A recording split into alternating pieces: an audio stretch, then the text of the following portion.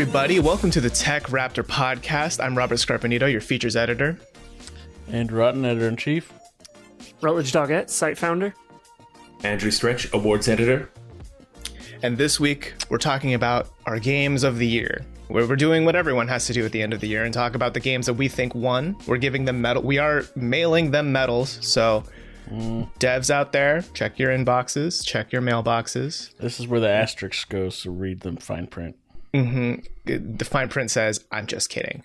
But we do have new awards in progress, though, and we will be sending those out. And they will all be made of platinum. But yeah, we're going to talk about this week, our games of the year. That's what we're going to do. We've done a lot of voting internally, and we also had an external vote on our Twitter feed where you, the readers and the listeners, could vote on your game of the year of those nominees. So we've tallied it up. We have the top 3 in most of the categories and top 5 in a few of them, along with the reader's choice.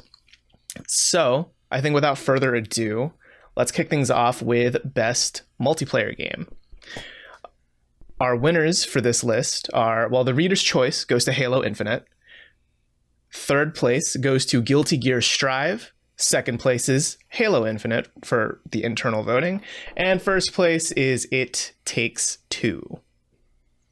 Until the name gets changed. Yeah. Until the name gets removed. The fuck the Oscars man wins once again. Yes. Yeah. Now, I know we have a lot of people on the pod here who are fans of Halo Infinite, and by a lot, I mean 2. That's 50%. Yeah, it's about 50, yeah. How are you guys feeling about it winning both Reader's Choice and second place? It's pretty spot on. I mean, the multiplayer is really, really good, with the exception, asterisk, of Melee, which enrages me daily. Have you tried getting good? No, I would if I wasn't passing through my opponents. I feel like you'd have to be good to do that, right? That's fair. I mean, shouldn't your aim just be better? Your depth? No, it's depth the problem is awful. like you literally, they don't have collision for opponents. So if you're too close, you're literally like hitting through the opponent and not actually connecting.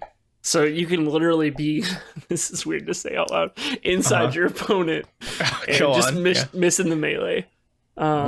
It's very like anime move-esque. As like both of you like pass by each other and then you sheath your katana and then you wait for one person to fall, but no one falls because no collision was detected. Am I the only one that's hearing this? Oh, that they're bad at video games? Well, we're talking about sheathing and being inside of your opponent. And, Apparently, we're starting off this episode with everyone is a child on the TechRaptor podcast. Yeah. Well, see, the thing is, I know in the Spartan armor, doesn't it castrate anyone inside the armor or something, right? Or like it just like what the hell? Yeah, right. What doesn't Halo it like fanfic have you been reading? What? No, this was actually something people talked about earlier this year, whether or not, and I can't believe I'm saying this out loud, whether or not Master Chief's suit jerks him off. Right? What? Yeah. Yeah, that was a thing this year. We're talking about starting awards. An award for best fanfic goes to Jesus Twitter, Christ. I guess. yeah. That's a thing, but this has really gone off the road. Yeah. No, but I know there's a bunch of novels. Are they in like the erotic novel space also? I don't even know where that came from. I just saw like a bunch of articles one day and I was like, what is going on? Rut's looking up, Halo/fiction where each Halo ring is just Galactus's cock ring. Exactly. Jesus Christ. Has the power to destroy universes, right? Boy. But yeah, Halo Infinite, I think, is a very well-deserved one. Even though I haven't played a lot of the multiplayer, there is something about it that is really fun, right? Especially with that grappling hook. I am glad that Guilty Gear Strive made the list personally. That's my, the horse I was betting on in this category. I think, I know fighting games are a little niche. They're less niche than they were like 5-10 years ago, but it takes a certain kind of person to like really get into fighting games, right? And like stick with it. Whereas I feel like most people would stick more with like shooters, right? Like it's a barrier to entry is just so much less. Yeah. On a shooter. Especially with those like really like you get in depth kinds of fighters. that there can definitely be that barrier of entry. And if you show up to, a local or even playing amongst friends, and one person's been playing for a while and are, ripping out all of these awesome combos, and you're like, for some reason, I can't even punch to kick. I guess I'm hitting the wrong kick button. That can be difficult. It's really cool to see it up here on this list, though. Oh, Button yeah. masher for life. Oh, you poor soul. No, because I think Strive, I think I wrote up the award write-up for it, but I think it straddles that line between simplified enough to be easy to get into for someone who hasn't played many fighting games, but enough depth where once you get bit by the bug, you really there's a lot to claw into and dig into that you really want to just get really good at your character and kind of learn the mechanics. I think that might be why it just really struck a chord with a lot of people this year. Yeah. And I know It Takes Two won our first place here. I don't think of us four we played that much of it, right? But I think it's on all of our lists, or most of our lists, 50% of our lists, but just not something that I've gotten around to yet. Yeah. Yeah, but I mean, I know I've heard it's pretty good, right? And it really turns co-op play on its head in a lot of ways. Because I know my roommate, he's played a lot of it, and I've seen him play a bit. And there's something about it where it just distills that multiplayer formula to just two people, right? And you ideally would want to be playing it with someone that you really care about, right? To really feel that narrative hit you in the real world in a way. I think it's also neat that it's not, there's so many multiplayer games that we see around the place that player A and player B are, essentially the same character. They do essentially the same things. That's it. But, I know that there's a lot of segments in It Takes Two where, to get through an area, one person has access to one tool and one person has the access to the other tool. So it's not just, like a Fear multiplayer or Halo multiplayer that's man, we're both kick-ass Spartans and one person can just charge ahead and do everything that they want. But it's really you've got to work with that person. Mm-hmm. Truly cooperative. Yeah, exactly. It reminds me a bit of Resident Evil Revelations 2, which I know that was the episodic Resident Evil game that at one point one person would be the big burly soldier whatever, and the other person would be a little girl, and as a little girl you could see enemies through walls and throw bricks to distract them, and then as the big guy you could actually hit and shoot and kick people around. So it was so much of you needed to be listening, you needed to be relying on. I really dig games like that. It definitely makes them harder to play. Probably one of the biggest reasons that I haven't had a chance to play It Takes Two yet is I just haven't had, I haven't had the dedicated time to sit down with my significant other and be yes, this is what we're going to do for the next however many hours. Right. It's difficult enough to plan on one schedule as soon as you have to rely on two schedules. Yeah, it gets a little complicated, right? Yeah. Yeah. I mean, I know it kind of builds on what Josef Fares worked on previously, right? I mean, he did Brothers, Tale of Two Sons, and then A Way Out. Was it A Way Out? I was going to say No Way Out. I'm it's almost the Spider-Man movie. No, A Way Out, which kind of felt like what if Shawshank Redemption was a video game for a lot of it. Oh, yeah. Yeah, they were going to call it No Way Out, but then Marvel, pulled copyright and they needed to change that name as well. Mm-hmm. So now it's just called Shawshank. They should just next time just deliberately you know what, we know this is getting copyrighted, but fuck it. Yeah. They should just call their next game Activision. Call it brand. That's it. Yeah, put them under more make fire. Sure it's got or It Takes Two. Make sure it's got a GTA. You can distill it down to that. The Lindsay Lohan lawsuit. Yeah. It Takes Two, The Ballad of Fat Tony. That can be the DLC.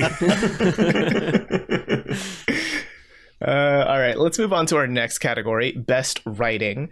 Our reader's choice goes to The Forgotten City, which also won our third place award. Second place goes to Life is Strange True Colors, and first place goes to Guardians of the Galaxy. Of these, I think this is a pretty good list. All three of these, for me personally, I am a big fan of all three of these in terms of their writing and their narrative. I only played Guardians so far. Forgotten City's on my list. Deathloop was in the running as well, and I really enjoyed Deathloop. Yeah, I know. I think it was one of the early pods we talked about Forgotten City, right? Because it was one of our test ones. I don't think it was one that went out. That's right. It's one of our secret lost episodes. So we have discussed it at length in a podcast format, but it wasn't ever released. Yeah. I don't know. I'm still a big fan of Forgotten City. Like, I still think about it, like, in terms of just what are some of the best games of the year to me, right? Just in general. If you haven't played it yet, it's one of those time looping games where you're trying to solve a mystery of, like, basically who's going to end the world in the village, right? Like, someone's going to commit a sin. When someone commits a sin, it'll destroy the village. So you're trying to figure out who does it. And what is a sin? Exactly. That's the big question, right? The moral question. Yeah, it's super good. And I think in our little test podcast, like, my takeaway with it is it's like, this is not to demean it in any way, but it's like a really good philosophy 101 class in some ways without using the terminology. A lot of times with philosophy 101, you'll learn concepts of certain things, of various different kind of philosophies and way to approach things. Because that's very much what it's about, is like, what is sin? And if you can kind of, I mean, you can almost take an infinite amount of angles on that of what constitutes, a bad act of some kind. And obviously it doesn't have an infinite amount of characters to do that, but they do quite a few different angles where it's like, I could see what they're doing. But I mean, obviously some sins are pretty, obvious. Pretty obvious. Yeah. Well, see, that's kill someone. Well, that's the interesting thing, right? Is I think there are a lot of sins where it's obvious, right? But then they bring up some where, because most of the characters in the game are like from ancient Rome or ancient Greece, right? Like really old or like moral codes, right? But then you meet someone who is a Christian in the game.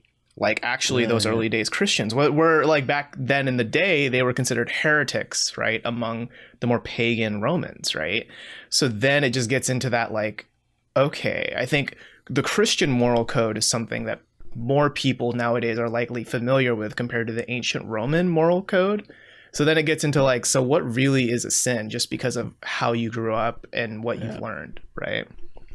So I found that stuff really interesting. That's really great. I mean, it's the writing is the gameplay, because in terms of gameplay, you run around and there's a couple opportunities to shoot a bow, but that's kind of it. Mm-hmm. And that's not to knock it. I mean, because it's trying to. Was that a pun? No. No. I wish I was knocking an arrow and pointing it at you right now. Okay. But now this is the good writing we come here for. I don't even remember what I was saying. Oh, so like just figuring out who to talk to and when, and kind of figuring out a path to go through things is interesting. And then there's multiple endings and figuring out what those are, because I mean you can kind of wrap up the story in several different ways. Well, a couple of them you can just stumble into like pretty early and be like, all right, figured it out. No, so there's a lot there. It's potentially that, if you enjoyed the base story idea of Deathloop, that, if you were someone who was disappointed that there was really only one way to finish it, that, it might be worth checking out Forgotten City. Forgotten City's good. It's not super long. Like you can do it in less than 10 hours, like pretty much everything. I mean, you can see one of the endings in like 10 minutes. Yeah, you can see one of the endings really fast. Yeah. But if you want to like really engage the Far Cry approach. Mm-hmm. Kind of, though. Pretty good.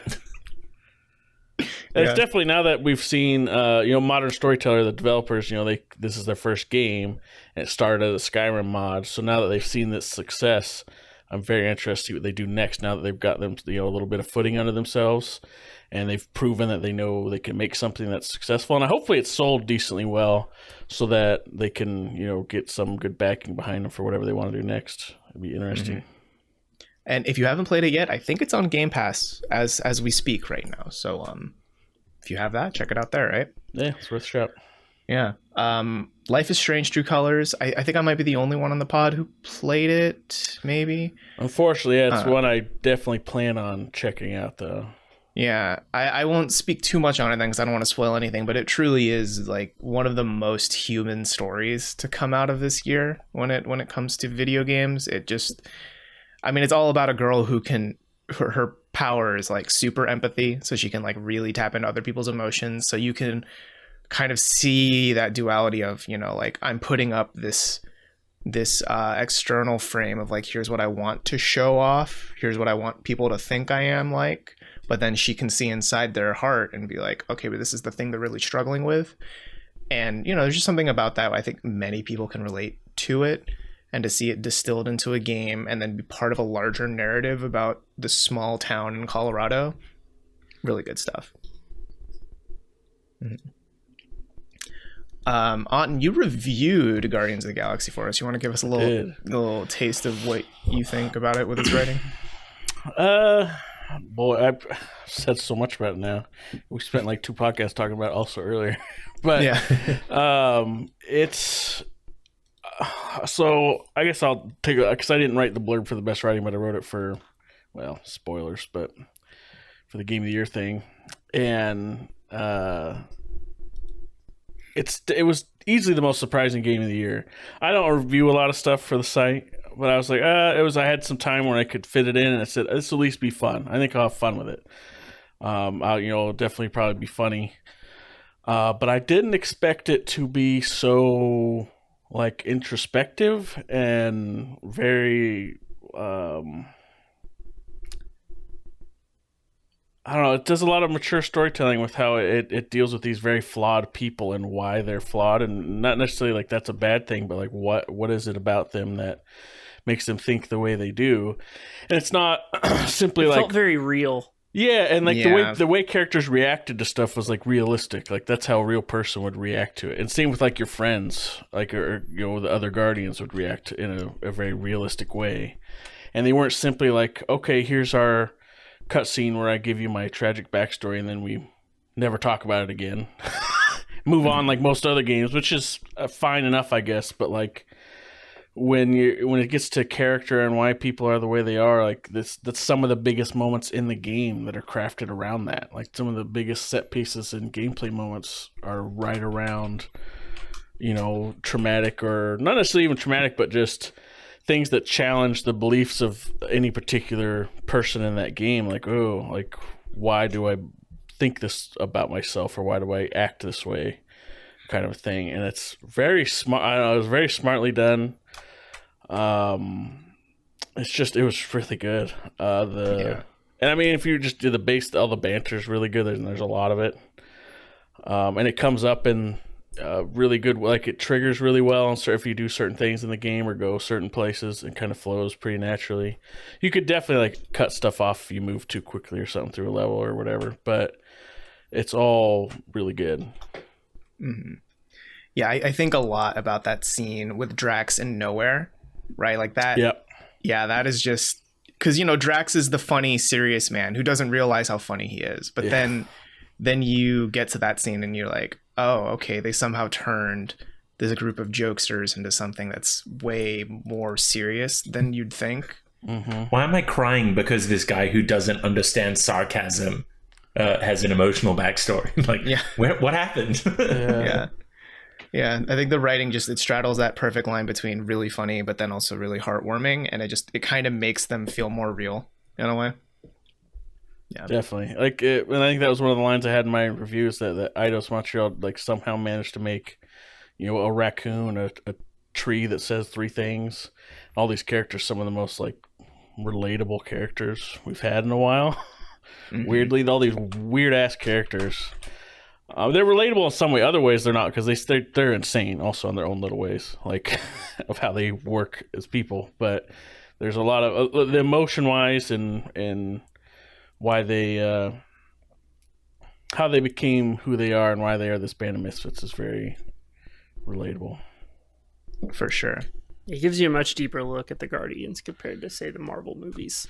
They also had a lot more time. If you're familiar with the Marvel movies, it's got a lot of the same vibes, but it feels like it goes a lot deeper. Mm-hmm. Agreed. Like there's some sort of multiverse, you might say? No, that'd be ridiculous. It's pretty also, maddening. I guess we talk about the characters. The plot's not bad either. Like it's perfect Guardian stuff. Like it's just bonkers, just continually stumbling into new things. And you're like, what the hell? It's getting worse and worse on every choice they make, making it worse for themselves. Lovable band of misfits. Exactly. Next category, best soundtrack. Our reader's choice went to Persona 5 Strikers. And the third inventors place, of jazz. Yeah, they invented jazz and now hard rock. They invented hard rock now. Third place goes to Halo Infinite. Second place goes to Neo, The World Ends With You. And then first place also actually goes to Persona 5 Strikers. I could not be happier with this list. Yeah. Between just the absolute like balls to the walls Persona 5 Strikers soundtrack that, you know, continues the trend of Persona soundtracks to just be absolute bops from start to finish. Neo, the world ends with you continues that super like stylized like take on hip hop ish but also rock. It's awesome. And then Halo Infinite almost at the complete other end of the spectrum. Just, you know, the really stupid as it sounds, like just the emotional moments that the music brings in is so fantastic.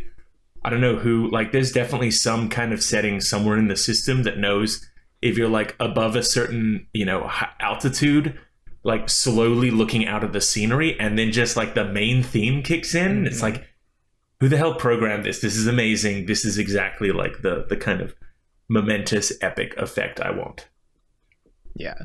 I think there's something too about like the combat music in it where I mean this in the most respect I can mean it. It's going to sound like an insult, but it's not. It just sounds like a video game ass soundtrack. Mm-hmm. You know what I mean? It just feels like you're playing a video game, which sounds like it means nothing now I think about it. But I think you have to feel it, right? When you play the game and you just hear that the music kick in when you're just shooting a bunch of grunts or something, it's like, am I in Unreal Tournament right now? Or am I playing like an early Doom game, you know?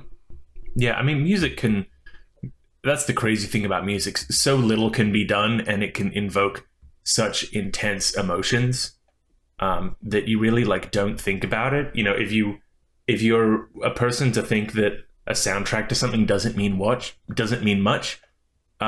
watch a horror movie with subtitles and no audio and you will feel nothing. And that's, or I mean, like when people say that, if when you think about some games or franchise, that's the first thing you think of. Like even something as no one would ever consider thinking about talking about soundtrack stuff like the Mario series, but like there's iconic music with Mario and iconic sounds that come with it. So like everything, like there's stuff that you definitely associate with. Yeah, it's like the difference between the music like Halo that is meant to be like music to sit in the background and accompany, or you know.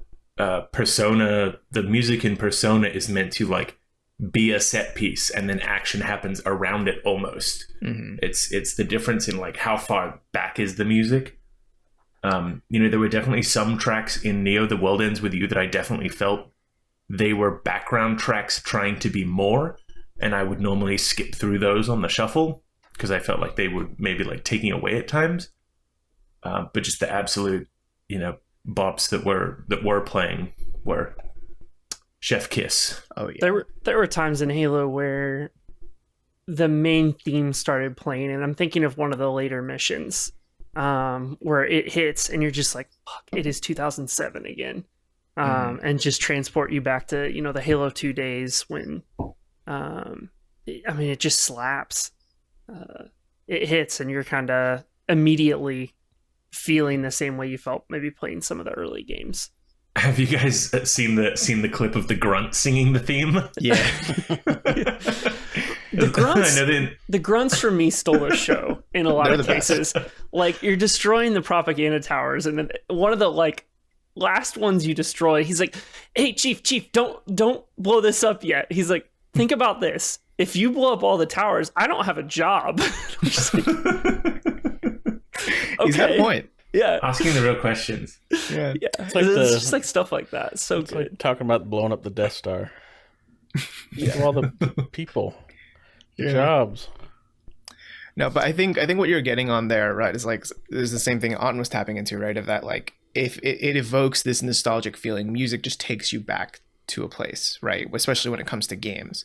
And I think about that a lot with the Strikers soundtrack, because if you played through Persona 5, a lot of the tracks in Strikers are like remixed versions of the original game's music.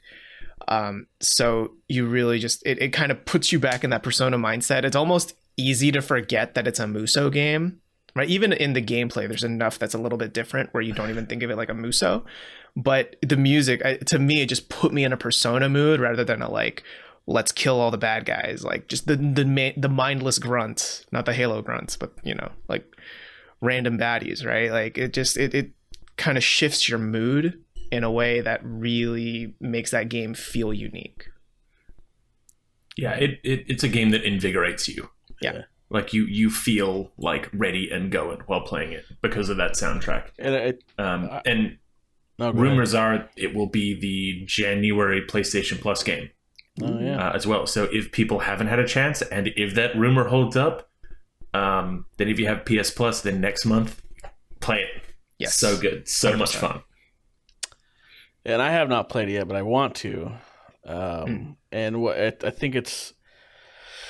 So like obviously Persona 5 is a turn-based game, and it's really hard to make like, make fast-paced whatever thing. It's like it's still turn-based.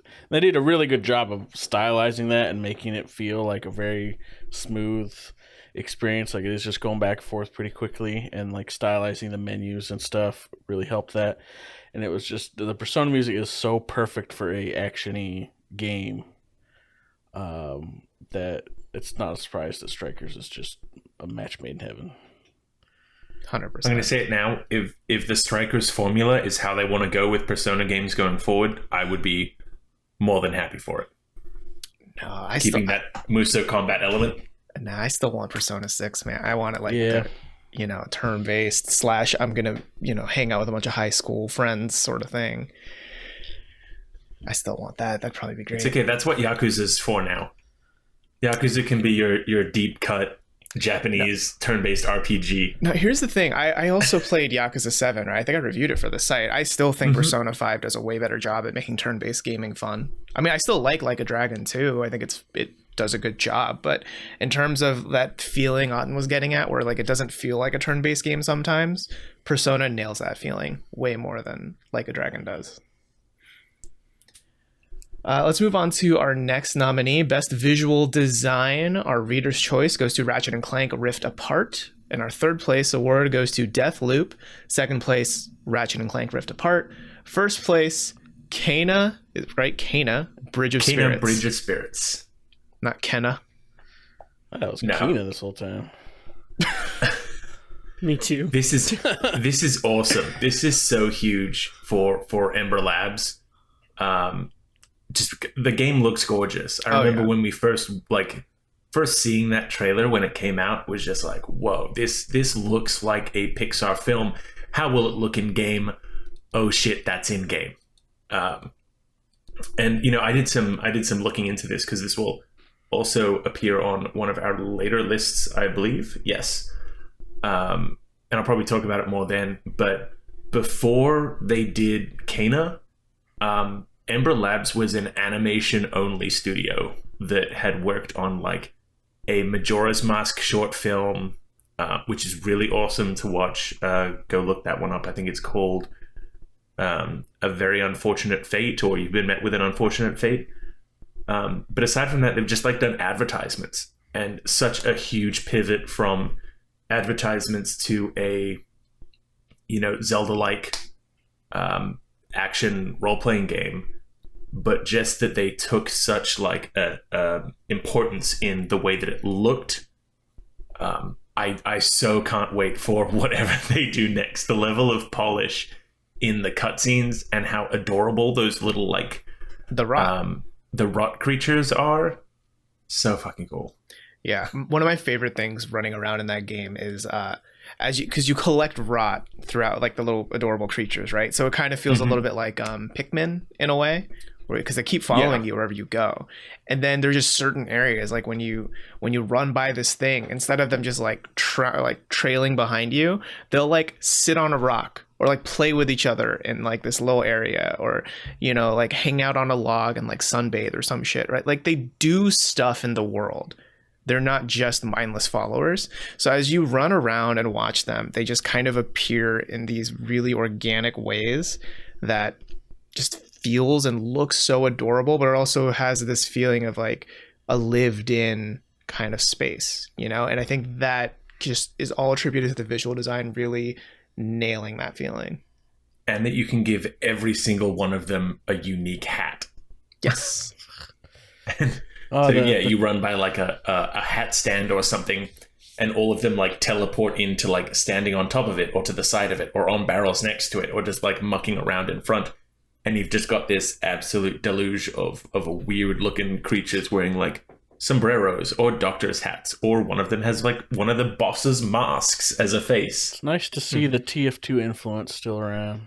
Yeah, that's the only influence TF2 has is hats.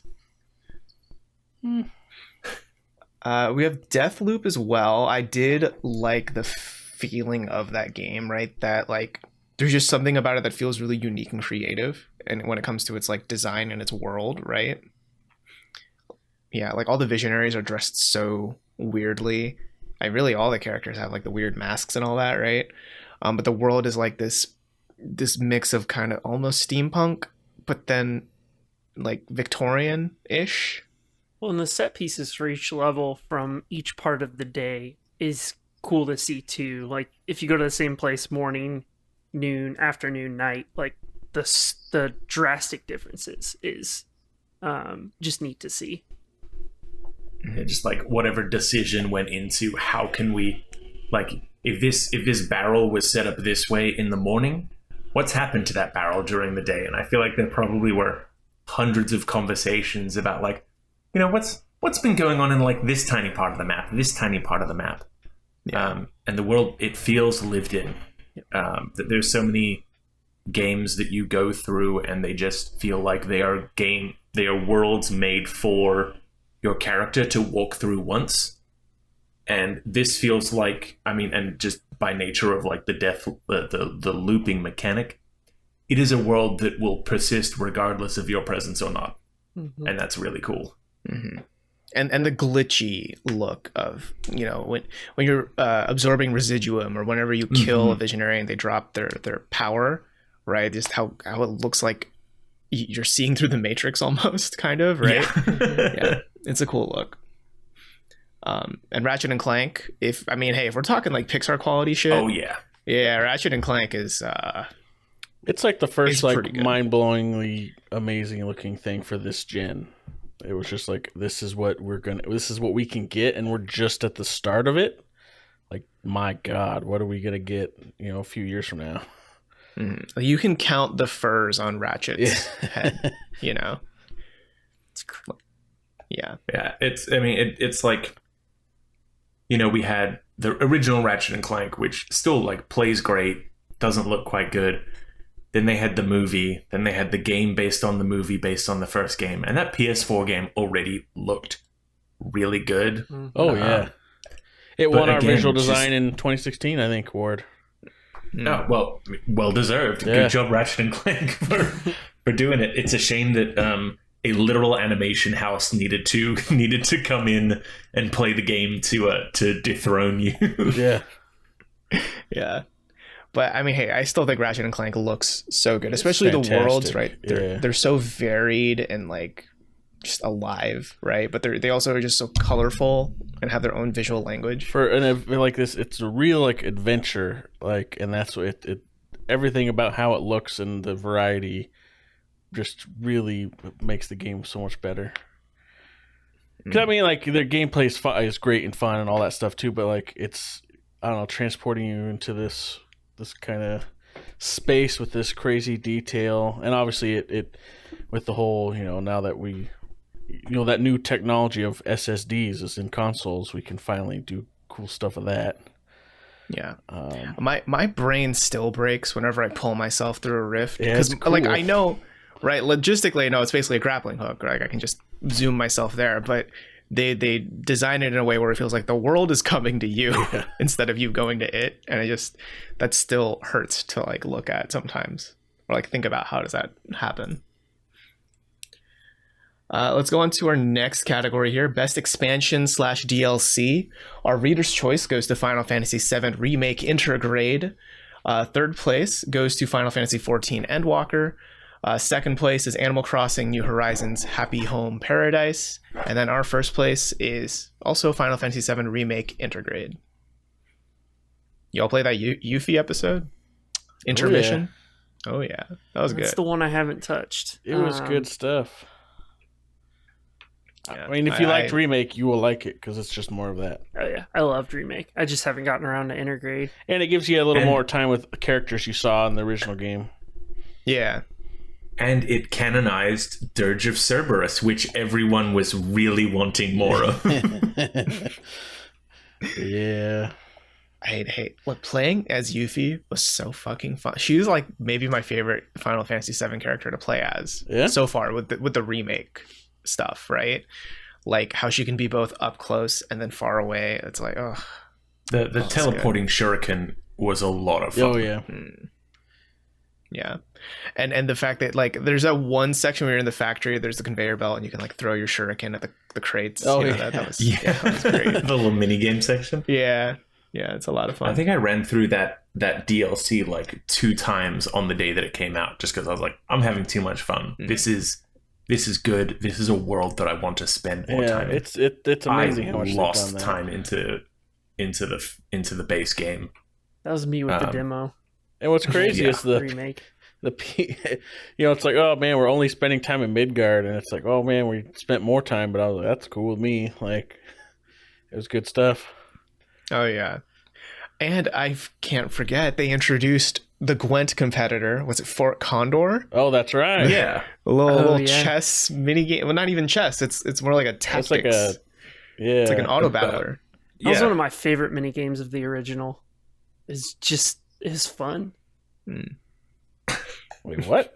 So spoilers for next episode of the podcast, but oh no, I was actually going to ask a question where the answer was the Fort Condor minigame, and I thought, no, there's no way that you guys would remember such an obscure part of this DLC, and now all of you have come out and said that you've loved it, but I've already scrapped that question. Okay, good. So there was your one gimme, and it's not even in the quiz anymore. Spoilers for next episode of the podcast. Damn it, I ruined it. But yeah, Intergrade, such a great expansion DLC. It just leaves me wanting more Final Fantasy remake, right? And who knows when we're gonna get that? Yeah. I would love to see them do another expansion, like to just get something small out, like a Red 13 prequel, or maybe a little bit into Vincent's backstory, just so that you don't need to have played Dirge of Cerberus to know who all of these characters are. Just like dropping parts outside maybe the main storyline as DLC. Like all those tertiary places you could visit in the original game, you just kind of drop them as smaller content drops. Right. Yeah, I think that could be really cool. While we wait 5 years for 7 Remake Part 2 to occur. I would hope not. Now that they've kind of got a formula down and a look that they've... it won't take maybe as it'll long. Be less effort. The combat system seems to be kind of locked in. I mean, it's just Kingdom Hearts, but the next iteration. But I mean, Kingdom Hearts combat has had, it's definitely had the same like base core structure. Oh, yeah. But there's been changes in pretty much every Kingdom Hearts game combat wise. Oh, definitely. I wasn't knocking it. I wasn't like saying anything bad about it. It's just now they've kind of landed on this. Don't shut Andrew, up about knocking. If you say anything else bad about Kingdom Hearts, I will come to your house. I won't say anything bad about it. I thought you were going to talk about me saying knocking it again. I was going to be like, my God, I'm going to shoot you too. What's so scary is you, the listeners, can't see this because you don't have the video feed, but I saw a ghost of Nomura behind Stretch when he was threatening Auden. Just with lightly hitting a keyblade like an old style baton. It is wild looking at this now. I didn't realize how much Final Fantasy dominated our expansion DLC list because it's also Final Fantasy 14 Endwalker, right? Like that's our third place. And I think for me, Final Fantasy 14 wins the award for game I keep thinking I'm going to play next week, but never do for the past like year and a half. I mean, no joke. I think my subscription renews like tomorrow, and I'm like, yeah, sure. I'm down to keep paying to think I'm going to play it next week. Yeah. But I do want to jump into Endwalker because I know like the expansions have always like knocked it out of the park with that MMO, right? And you go to the moon in Endwalker, so that's rad. A lot of people were talking on Twitter about like how impactful the story was too, which is pretty cool to see from an MMO, especially. Mm-hmm. Hey, if it's a big enough fantasy game, if it's gonna have things that just completely aren't real, maybe Rut will find Dogecoin up there on the moon. Hey. We Shiba Army now. Oh my god! You couldn't even get through that with a straight face. Huh? No, I can't, and I own like 6 million. Just for the walls. I'm not a crypto bro at all. Sure. Happy Home Paradise. Anyone here get into that at all? My wife. I don't. Every single person around me plays it like crazy, and that is so amazing. I think the world would be in a worse place after these last 2 years if it was not for Animal Crossing releasing when it did. That dropped like right at the start of pandemic, and I just remember how crazy it was. Yeah. You gave it that momentous of put it up on that pedestal, second place. But the other one has my girl Yuffie. Oh, that's true. That's true. It's true. Yeah. You know, I never thought about that because I have thought about like, oh yeah, Animal Crossing came out at the perfect time, but I didn't think about how much darker would our reality be if Animal Crossing did not come out. People wouldn't have Isabel Doom guy. They would have just embraced Doom Eternal, and then we just all would have gone down that path only. Yeah. Oh, yeah. Man. Yeah, I hear that Happy Home Paradise adds a lot of like customization stuff that a lot of people are liking and digging into. They've hugely expanded. Like it was already not a small game. They added the cafe. They added a new system of islands that you could visit. And they added the ability to just change every single villager's home. It's like things that people would like plan around and theme around, and like they had spent 1.5, 2 years building their island to be whatever the perfect island is for them. Now it's like, hey, that villager that you like the look of, but whose house clashes with the style of your island, you can have them now. And you have all of their house to fix and all of these other houses to fix. They pretty much took, because there was the DS game, Happy Home Designer. They pretty much just plucked the core mechanic out of a fully fledged DS game and dropped it into Animal Crossing New Horizon. And on top of that, if you're paying for the higher tier subscription plan, it was just included. And it's just like, there you go. That's it. You've now got Happy Home Designer. And that's the closest Nintendo will ever get to Game Pass. Here's hoping Game Pass will be... Actually, it now shares titles. You can now play Banjo-Kazooie on your Xbox with Game Pass or on your Nintendo with Nintendo Switch Online. They're getting close. Parallels, maybe. We're getting there. Let's go on to our next category here. Best Evolving Game. Our reader's choice goes to Final Fantasy XIV. Third place goes to No Man's Sky. Second place is Genshin Impact. And first place is Final Fantasy XIV. I feel not like even a little surprised. Yeah, Final Fantasy XIV is just that game. It's so good. What the people Please, Scrappy, I need to correct you. As we've learned at the Game Awards, it's actually pronounced Genshin Impact. That's right. I'm so sorry. Genshin Impact, the greatest mobile game ever. That game is bonkers. The fact that 14 edged it out is pretty substantial. I think definitely the numbers that 14 has been pulling, and the just continual high quality expansions. The fact that it was in a state, it used to be in a state where it was so dead they needed to do a full reboot. Yeah. For them to have gotten to the point that just people are clamoring to play this game, is huge. They went from a dead game to a game they had to literally remove from sale because they didn't have the server capacity. it's what Anthem wants to be if it grew up. I think but the fact that they did basically blow up their game to restart and had the idea and like seriously considered it and then actually did it it's no surprise that it's still getting insanely good support, because they had the guts to do that and then executed it very well. And so like it's like they will consider any idea, because that's insane. If you're trying to pitch that to some exec or something, all right, how about this? We just literally blow it up and just make a new game, but it's still called the same thing. Like, what? It's called A Realm Reborn. Sure, it's a little different. But those are like Orcs and Urkai, you know. Exactly like that. Yeah. Oh my god. So it's no surprise that it gets these crazy cool expansions. That dev team that made that choice is still doing that. It was a ballsy play. Really awesome. Yeah, I mean, it's truly like one of, if not the best MMO to date at this point. Yeah, I think that's an easy argument to make, for sure. Yeah. Genshin Impact, I know, is also very good. I did play a lot of it when it first came out. I haven't been keeping up with it, but Stretch, remind me, we're on like 3 continents now? We're on 3 continents, and I kid you not, today, the 26th, as we're recording, this morning a trailer came out that also included some teasers of the 4th region. Oh, no. And this is the 4th of what will eventually be 7 planned regions. But the fact that this game went from being I guess it's like a bit of a Breath of the Wild clone that people were really, not really sure how they would like it, or if it was just going to feel like a bit of a ripoff. And now it's out, and they've released 3 out of the planned 7 areas. This year has been huge for it. They released this new archipelago region update by update, and it's all still completely free to play, which I think is huge. You can pay monies to get your waifus, though.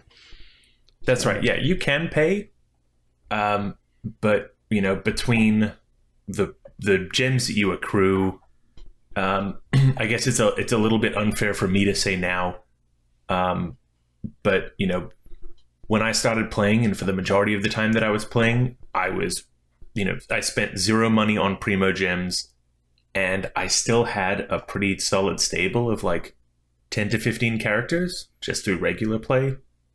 I'm not really into the hardcore deep dungeon diving, doing everything to max level.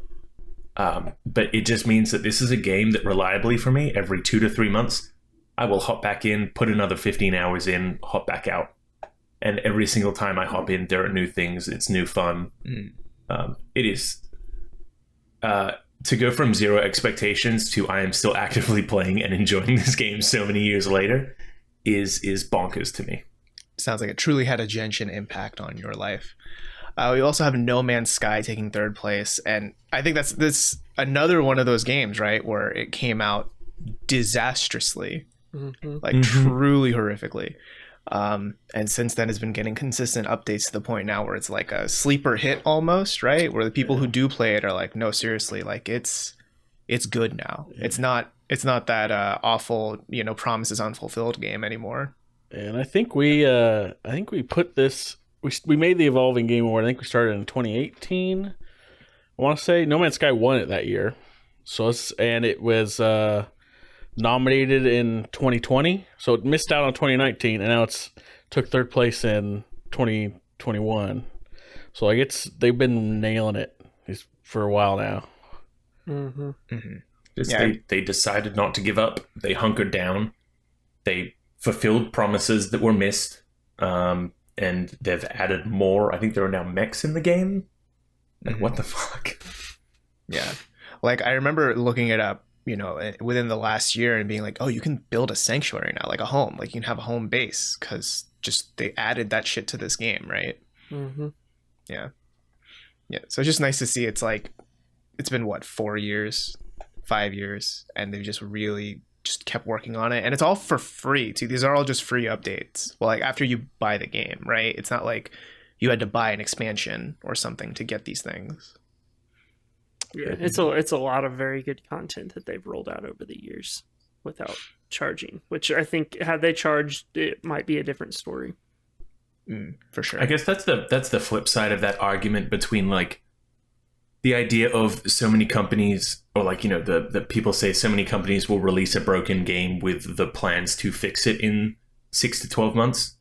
But then we really don't give enough credit to those games that like release in a good state and then just continue to deliver extra free content, like Genshin, like Animal Crossing and stuff. That like that's a fun other side of the coin that doesn't really get talked about much. And yeah, like No Man's Sky as well. Just like, you know, it released, it was a game, it worked, and now for that $60 investment that you paid 4 years ago, it is a whole new game, leaps and bounds ahead of where it was. Another two I'll mention that didn't make the list that I think have done a really great job kind of evolving over the last year were Deep Rock Galactic and Gunfire Reborn. If you like kind of co-op shooter stuff with friends, that they've just consistently brought out new content every 2 months maybe, and just continue to extend their game. So those are ones I keep jumping back into. Hell yeah. It's like I'm not even that old. But just like I remember, you know, I'd get, you know, a game maybe every 3 to 6 months or something, and then I would play that. And nowadays, you know, if I had Genshin when I was a 14, 15-year-old, GG. there was no way I was passing high school. Like, just so many quality games that deliver so much extra content so affordably. May or may not have been me with Halo 2. It's pretty bonkers. Yeah. Stretch will be the guy like they say, all right, we're going to allow you to mainline Game Pass and just hardwire it into your brain. He'll be like, I'll be a guinea pig for that. Yeah. It's really I'll sign good up that for I that. have learned gaming in moderation before I got Game Pass. Let's move on to our second to last award category here, Indie Game of the Year. Our reader's choice goes to The Forgotten City. 5th place, Death's Door. 4th place, The Forgotten City. 3rd place, Loop Hero. 2nd place, Unpacking. And 1st place, Kena, Bridge of Spirits. A lot of good games on this list. Yeah, Indie Game of the Year is always my favorite one because there's so much cool stuff. Well, yeah, I mean, like, there's definitely innovative AAA games, but the weirdness of something like Inscription was nominated, it didn't take any of the top 5 spots, but like, it is a bunch of weird shit. Like, you're not going to get that in a AAA game. It's like the indie space is where it's going to do this weird, cool stuff. And that's why it's always a fun award to. I mean, the indie space is so much more populated too. So for our 10 nominees, there's another 40 out there that could have been nominated. Yeah, a ton well. of games. It's just, I think the indie list was longer than the Game of the Year when we did the voting. Yeah, I think indies also, like, they sit with you that much longer, and you know, where like everyone knows about Guardians of the Galaxy, everyone knows about Halo Infinite, like, you know, from you know, as we were pulling together all of the lists of like what indie games were great, that someone might have listed Loop Hero and might have never heard about The Forgotten City or Death's Door, and vice versa. Yeah. And it's just so much more out there, and like more obscure isn't the right word, but like they're built more on word of mouth. Like Inscription's a really good example that released a couple months ago. The people that played it loved it, and we've kind of seen this build up to where it's been consistently on Steam's top seller list for the last like 2 or 3 weeks because everybody's talking about it. So they don't have these big marketing budgets like Halo and some of the other ones do. So they rely heavily on word of mouth. But once that word of mouth starts spreading, those games explode. Oh yeah, I think it won Polygon's Game of the Year. I think they announced that. It recently. did. Yeah. Inscription. Yeah. Mm-hmm. There's been some really great indie games this year for sure. I really need to play Inscription as well. That's definitely on my to get list. Yeah, me too. Yeah, I think it says a lot that like it had that power where I still wanted to check it out, and like I got to a point where I know like I'm good with it, but I can definitely see why a lot of people are saying, okay, this is some good shit, right?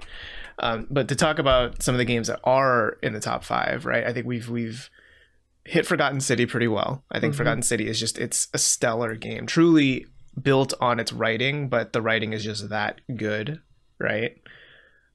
Loop Hero is one of those games where I like 4 hours of it, and I had to put it down, not because like I didn't like it, because I knew, okay, if I play any more, I'm not going to play any other video game for like a week, because it's just so, it just has that perfect, like, just one more game. Because I mean, it's a loop, right? Where you're building the world with these cards, and then you're just trying to gather resources, survive, and fight these monsters. And it's kind of an auto battler, idle game sort of thing, but you are laying the path.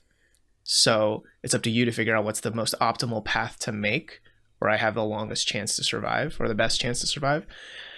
And it just scratches so many good itches where you're like, oh man, there's just so much to want to gather and so many ways to optimize your game. And like, oh, there's just so much to it, you know, like in a good way. And the addition of the phenomenal. multiple heroes that definitely you have to build very differently. Because it is a little bit of a deck builder thing going on with it, like with the cards too, where, you know, if you're doing the warrior guy versus the rogue, it's a very different skill set you want, or the necromancer. It's like very, very different things that you want and the resources you want to go through it. I played a shit ton of Loop Hero. A lot. Was that your I didn't play anything else that for week? A while, well, it was the perfect, like, so because of my job, like sometimes I don't want to do anything that's takes any, like, this is gonna sound weird, like that takes a ton of brain power that I have to pay attention to, like an insane, like the entire time. What's good about Loop Hero is that, okay, I build my thing, I make these small choices over time. But I got a strategy in my head, but I'm just continually making these small choices, and it was the perfect kind of just like de-stress and like chill out kind of game for that, because I'm not actively having to do anything. I don't have to aim at shit. I'm not even like a heavy writing game, and I have to like pay attention to that and think about character and plot, what I like to do. It's just I'm playing this, and it's small little choices that add up over time, and it's just so good. Even the little world building bits that you do get is interesting. Like as it progresses, as you progress through the game, it's not like a super heavy story game, but like you're basically, the world is being forgotten, it kind of, and like as you build up your camp and collect these cards and progress, you're like rediscovering parts of the world, and like people are coming back like, what the shit, and trying to remember certain things. And it's just a really interesting little world buildy kind of thing if you like interesting fantasy stuff. Definitely adds like a nice flavor to it. For sure. Unpacking, what a cute fucking game that is, right? Like that's one of those, if you need to de-stress and just have some like good old like nice wholesome nostalgia vibe trip, Unpacking is really good for that. It's like adorable pixel art, and you're just like, it's literally just unpacking. Like it lives up to the name, right? It's like you just play as someone who's moving around throughout their life and just unpacking their shit and putting it in rooms. That's it. It's got that like very satisfying feeling of like, you know, finding the perfect place for everything. Like, you know, you'd open a new box and you almost want to pull everything out of the box and put it on the floor to be like, okay, where are we going to start putting things away? Yeah, and it's so nice. Yeah, it's the best part of moving, right? Because everything before that point sucks. But then unpacking everything and being like, let's make this a home, that's the fun part of it, right? I think they just distilled that into a video game. There's also, I think there was an added bit of fun for me with unpacking, with that, just like, you know, I mean, I got like 3 or 4 rooms through. I got to like the character's first apartment. So I don't know if you like meet the character at the end or like know anything more about them by the end, but just figuring out who this person was during the stages of their life due to what you're pulling out of this box was a lot of fun.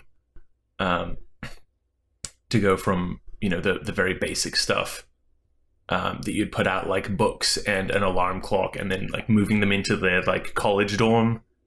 You know, at one point I pulled out like a little Digivice Tamagotchi, and that excited me because, you know, Digivices are awesome, and we all know it, even though Rudd's silently snickering to himself. I'm just laughing because you're wearing one right now. Yeah, of course I am. Yeah, because he's a real winner. On brand. I've got an ex-Tyrannomon going right now for my new dim card I got for Christmas. That is that sentence those were words. was amazing. those were some words there, Stretch. And then like later on you like pull out some like movie and music posters, and then as they're an adult you're pulling like Gundam figures out, and it's like, hell yeah, like this is like I know who this person is by the contents of the life that they live.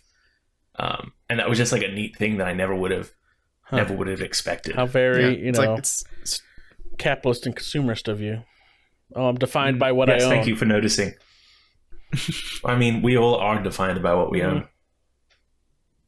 Yeah. Rut's pointing to his Grogu in the back. Right. Rut is Grogu. Is that what we're trying to say? That is my green space son. Mm-hmm. Robert's pointing towards his sacrificial altar. Mm-hmm. Mm-hmm. Where I sacrifice video games? Sure. Naughton's just got a giant ass Warcraft 3 poster behind him.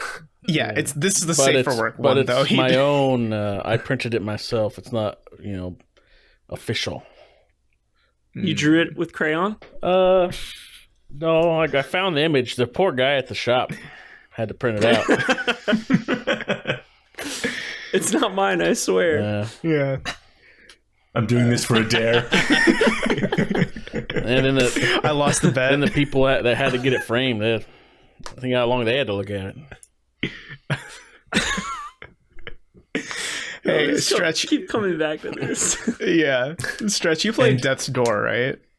Yeah, I loved Death's Door. Yeah. That was another like really fun. It's if you enjoy like the top-down Zelda games, but you've been feeling like they've been a little bit too easy. This is kind of a harder lean. You only have 3 health. You can get up to a max of 4 or 5 health, like by collecting everything through the game. But it's just a really neat little like half a Zelda game. It's just got like the 3 sub areas and then like a big final boss. But it's got a really cool array of characters. All of the power-ups are a lot of fun. It's pretty tough. Not like, hair-pulling tough, but like that satisfying level of victory where you'll fuck up and die 3 times, but then we'll be okay going forward. Right. But that was an absolute brilliant game. I'd recommend it to anyone. Yeah, it's super cute too, if I'm remembering the right game. Yeah, right? It's like adorable. Cute low poly Grim Reaper crow. Mm-hmm. Yeah, and I feel like Kena Bridge of Spirits is also like a little more difficult than you'd think. It's also very cute, but also like harder than expected in a way. Kena was weird because like the normal mode in normal combat was very normal. The boss encounters were pretty difficult. The hard mode I didn't try, but the story mode was then trivially easy. So they didn't quite find that balance. But it was still really fun. Yeah. if you and you can toggle it, between difficulties at whatever point you want. So if you're really enjoying the difficulty and then you get to a boss that requires your perfect inputs, the frames on the parry are a little bit tight, or a little bit tight for me. So there was definitely like one of the later bosses I got through and I was just like, I'm not having fun fighting this particular boss this way. Flipped it down to story mode, beat the boss, flipped it back up to normal, and continued on. But it was a little bit sad that those boss fights were just so trivially easy on the easy mode. Yeah. I think it says a lot about the game though, right? Where it's like you want to do whatever it takes to get through the boss. You just want to see more and more of this, just what this world has to offer, right? It just feels so just alive, right? Yeah, it really draws you into the adventure, learning so much about Kena along the way and how she's developing as a spirit guide. And you want to, the whole premise of the story is that you need to like quell the spirits of the recently departed. So it's not just find boss, beat boss, but it's you go through an area to like pick up like little bits of their history and learn more about them and who they were in life and what drove them, and then, you know, what tragedy befell them that they now turned into some horrific monster. Mm-hmm. So you want to see that adventure, see the quest, and learn about these characters.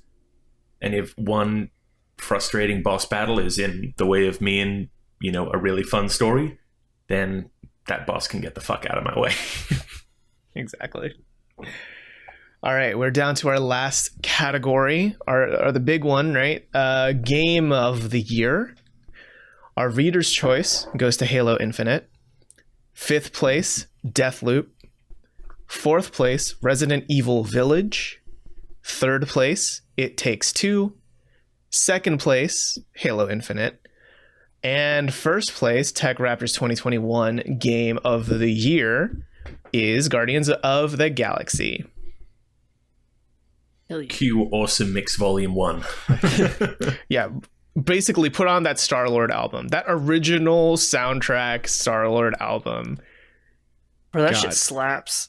It does. It's so good. Yeah, I think Guardians, I mean, you know, we've been saying it pretty much as it came out, but it's just like probably one of the most surprising games of the year. Like probably, you know, like expectations to reality is one of those, just like they're so off. I heard even Martin Scorsese enjoyed Guardians of the Galaxy. Yeah, I hear David Lynch played it on his phone and he liked it there too.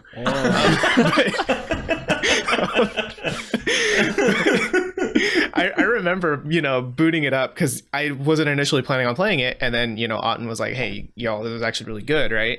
And in that first, because one of the first things you do when you boot up the game is you're playing as teenage Star-Lord sitting in his bed, and it's like in first person, and you're like looking at the album cover, right? The album, like the thing with all the lyrics to the songs. Yeah. And the music starts playing, and at first I was like, okay, I mean, I listen to a lot of 80s rock, but this must be one of those underground sleeper hits I might have missed.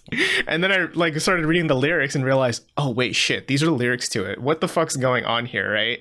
And I sat there and waited because I think it'll play the whole album if you just sit there for like 40 minutes, right? Because I wanted to see, will it go to the next track? And it does. I was like, dude, this is already setting a vibe that I am very here for. Just the care put into absolutely every aspect of the game is bonkers. Mm-hmm.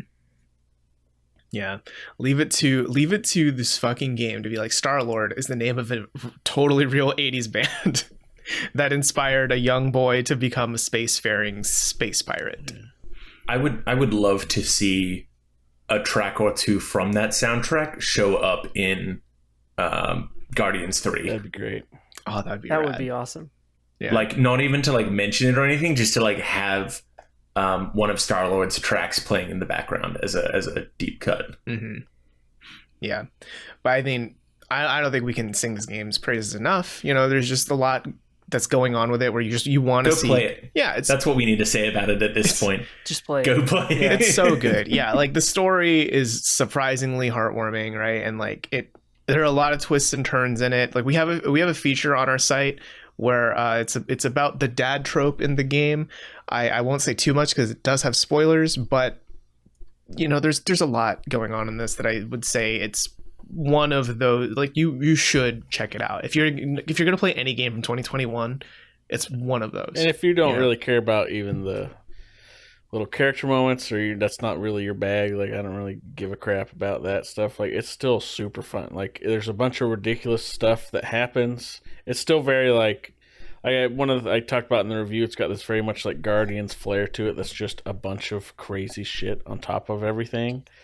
Like I think I just get to nowhere and go into the bar. Yeah, and well, leave it there. Yeah, there's just I don't know. There's so many things I want to say. I don't want to spoil stuff, but there's just so many great moments, and even things from like the very first few minutes of the game that show up later that are referenced. Those will come around, and it's good stuff. If I could be honest, and this is very not a spoiler, but one of my favorite things in the game is the fridge door on the ship. Yeah. Yes. The fact that you two like laugh so hard just by saying it's the door to a fridge. What the fuck's going on, right? Yeah. Like in his house, Yeah. that fridge does the exact same thing. Yep. Mhm. Also, You didn't notice that. Yeah. Yeah. They do resolve that. Not even plot thread. I don't even want to call it a thread. It's like an inside joke, I guess. But they resolve it at the end, and it's wonderful. It's so great. Yeah, there's when I was writing the review, I was sitting, I was like, man, I really can't think there's of many things that I don't like about this. It just does everything so well. It nails a certain vibe, and just I've never seen a game like just fit this own feeling and just ride that to the end and do it so well. There's just a certain Guardians vibe in the way the humor, the characters interact, because all of them are pretty insane and self-involved, but they work together really well. Like it's I don't know, it's good. It's great. It was just very entertaining the entire time. It's very well deserved for sure. I also want to just take a moment to talk about Resident Evil Village, because I think in this, in our list, I don't think it's really made any other list except talking for about Dami Mommy. And the 3 other friends. Tommy Mommy and her 3 friends. But no, Resident Evil Village is, for me, it might be one of my, it'd be higher on my personal list, I think, for game of the year. But I think it nails that campiness, but genuine horror moment, like that balance so well that Resident Evil tends to live in, right? Like you got Ethan Winters, who is somehow simultaneously scared of everything but also immortal. Like he just can't die. He gets his hand cut off and he just throws some water on it and it just reattaches. It's fine. He's fine. He's good, right? It's also kind of nice that where Resident Evil 7 was like a love letter to Resident Evil or Resident Evil 0, Resident Evil Village is such a love letter to 4. Yes. And it pulls on that nostalgia and that feeling, even so far as having like a large fish creature that you need to slowly battle. Mm-hmm. Yeah, and even like the factory level in the later part of the game, it's just there's just so much to this game that's so wonderful, and even if it's your first Resident Evil game, I think it just does so much that is just worth your time and energy to spend playing in this game. And it does the infinite replayability thing that Resident Evil games are so good at. Once you play through it, then it's like, okay, but now you can unlock all of this stuff, right? Mm-hmm. I don't know, it's truly a fantastic game, and it's just nice to see Resident Evil bounce back from the dark ages of Resident Evil 6, to be this great from Resident Evil giraffe blowjob. Yes, yeah. Mm-hmm. What's this? I'm interested in Resident Evil now. Oh, it's not a Warcraft 3 mod. No, well, it can be. If you look hard enough, yeah. Anything could be a mod. Yeah, kind of from 5 and then into 6, Resident Evil really lost its way for a bit, and then the Revelations brought it back, and then 7 and Village have just been on fine form. Mm-hmm. Yeah, I'm just looking forward to whatever Resident Evil happens next. If it's that 4 remake, if that happens, I'm down. If there's a 9, sure, We get to see what happens to superpowered daughter. Yes, yeah. Are there any other games from our 5 games of the year that anyone wants to shout out, talk about? All I know is that the awards personally attack me every year because half of what's on them I haven't played yet. That's a you problem. No, I think it's, everything else on that list we've already kind of spoken about. Halo Infinite, It Takes Two, Deathloop. It's been really excellent seeing that I think more often than not, we were on the same page as the readers, which is always cool to see. Yeah. Yeah. Just so that we can, all celebrate games together. Or that we don't have a whole bunch of our readers telling us how stupid we are and our choices suck. Mm-hmm. Yeah, every one of the readers' choices, there was something it was in the top 1 or 2 of ours, which is good to see for the most part. Yeah. So I guess that's a wrap on 2021, on all the video games of 2021. Yep, there's right? no others we're talking about at all. We've talked about every worthwhile one. No, that's not true. Oh, don't get me started. We didn't talk about Forza Horizon 5. It's true. That's a That's tragedy. true. Yeah, it is. Or 12 minutes. That should have won Indie Game of the Year and Game of the Year. Yeah. You know what? We should just go find the clip of us explaining it to Sam and put that in one. Because we did, if people don't know, we did some test podcasts. That was on one of the forgotten ones too. We were getting ready. And deep cuts. We explained 12 minutes to someone that hasn't played it, and it was pretty... Explaining it just makes it sound so much worse. Spoilers and all, too. So it's awful. Oh, yeah. It's definitely an interesting Game of the Year. But I think that's a wrap for 2021. Yeah, it's the last week of the year, too, which is pretty wild. So we hope you had a good weekend celebrating Christmas or the holidays, however you choose to celebrate. If not, we hope it was at least restful and relaxing for you. We hope you liked the show. You know, if you did, feel free to leave us a review anywhere that you can. Or if you're watching on YouTube, thumbs up, comment down below. Let us know what your personal Game of the Year is, and let us know how wrong we are, because, you know, we probably are. And if not, you know, maybe hit the subscribe button if you haven't yet, right? It'd just be really helpful for us. We'll be back next week, but if you can't wait that long, you can check out TechRaptor.net, where we're always publishing new reviews, features, news, and so on, right? And hey, Happy New Year, right? That's at the end of this week, right? The 31st, and then we're going to hit 2022, where everything will be better. Yeah. The Mayans, magically. I wish they had been right. Good joke. Yeah. With that energy, we will see you next week and next year for a new episode of the TechRaptor podcast. See ya.